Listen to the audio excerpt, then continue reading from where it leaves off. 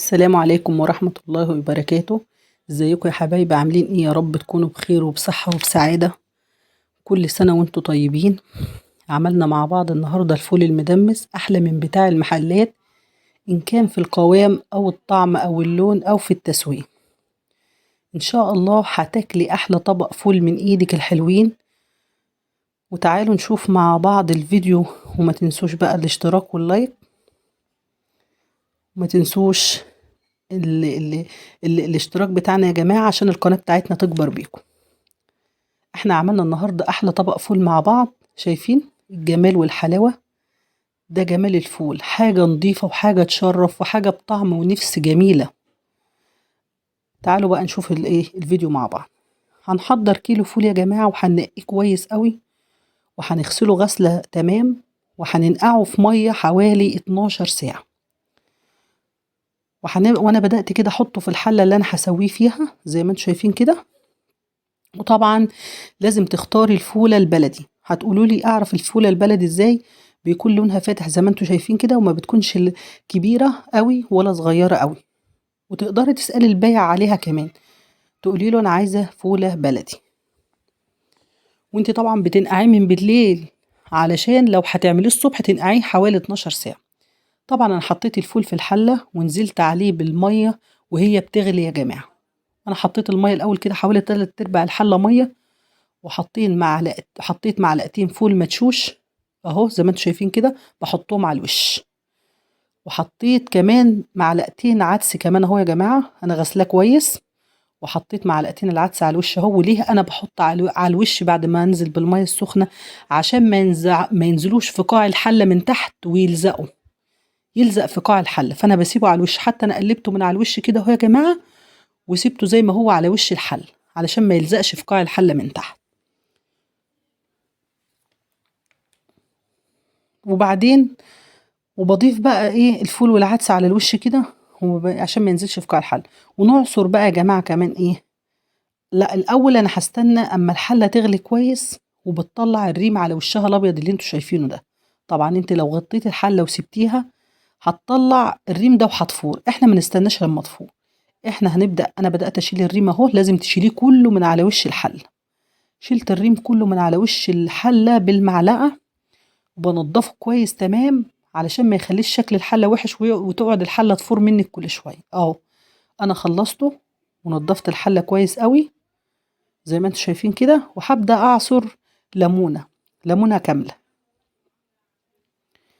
علشان ايه بقى انا بعصر الليمونه يا جماعه؟ عشان تقلل الاكسده بتاعه الفول، وتخلي الفول كمان ما يسودش اهو. بدات اعصر الليمونه، انا عصرت نص واحده، وهبدا اعصر النص التاني.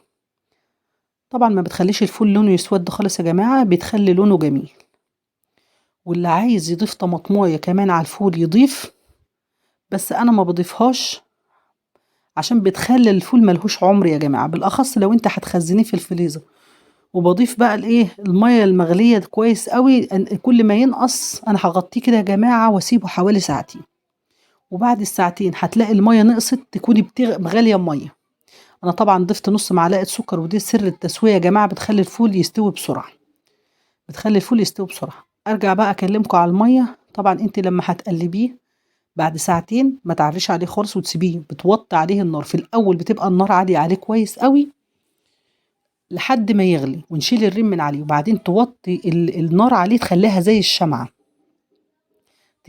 الشمعة. ولو نقصت المية بتاعته تكوني غالية مية وتزوديه بيها، تغلي مية وتزوديه بيها. وطبعا ما تعريش عليه فترة طويلة، انت هتقلبيه تقليبة وتزودي المية بتاعته وتروحي مغطيه على طول. طبعا انا خلصته كده، وقعد على النار معايا يا جماعة 5 ساعات. انا بصيت فيه في ال5 ساعات دول عليه حوالي 3 مرات. طبعا انا بغرف اهوت وبقلبه لكم. لازم شايفين القوام بتاعه، شايفين الجمال.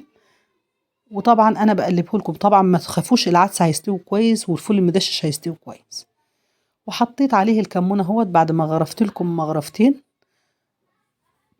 وبنزل كمان بشويه ملح اهو عليه زي ما انتم شايفين، وبنزل بالزيت بتاعي. طبعا يا جماعه في ناس بتحط اساسي للفول الطحينه، وفي ناس بتعمله طبعا بطماطم ودقه طماطم وتخديعه وحاجات من ديت بتحب تاكله كده. أنا طبعًا اكتفيت بإني حطيت الكمون والزيت والملح، مش عايزة أقول لكم طعم روعة وشكل روعة. طبعًا أنتِ هتبدئي تفرزنيه هتحطيه طبعًا في الفريزر، فأنا بدأت أعبيه في أكياس أهوّة زي ما أنتم شايفين، والكيلو ما شاء الله يا جماعة بيعمل كمية كويسة، ولو عايزين تعملوا أكتر من كده اعملوا. أهو بدأت إن أنا أعبيه في الأكياس علشان نشيله في الفريزر. ده ما شاء الله يا جماعة مش عايزة أقول لكم الحاجة اللي معمولة في البيت غير اللي أنتِ بتشتريها من برّه خالص، حاجة نضيفة ومضمونة وجميلة. وطبعًا الفول مش عايز حاجة يعني ما شاء الله، هو بس تحطي له نُص معلقة سكر هيستوي معاكِ على طول، وتوطّي عليه النار أول ما يغلى، هيبقى معاكِ بُصّي مِيَّة، مِيَّة. أهو أنا بدأت أعبّي أهوّة ده الكيس التاني أهو. طبعًا أنتم يا ريت تتركوه لمّا يبرد خالص من الأفضل، بس أنا عشان باصوّر ما كانش بِرِد كويس معايا، إنّما أنتِ سيبيه لمّا يبرد كويس وبعدين عبّيه في الكيس كده أفضل. كده أنا عبّيت الكمية كلّها معايا أهو يا جماعة، وأنا باورّيكم الشكل النهائي بتاع الطبق بتاعي، وباورّيكم جمال الفول وحلاوته. وكده أنا خلّصت الفيديو بتاعي، يا رب يكون عجبكم واستفدتوا منّه. ما تنسوش الاشتراك واللايك، وما تنسوش تصلّوا على الرسول صلى الله عليه وسلم، والسلام عليكم ورحمة الله وبركاته.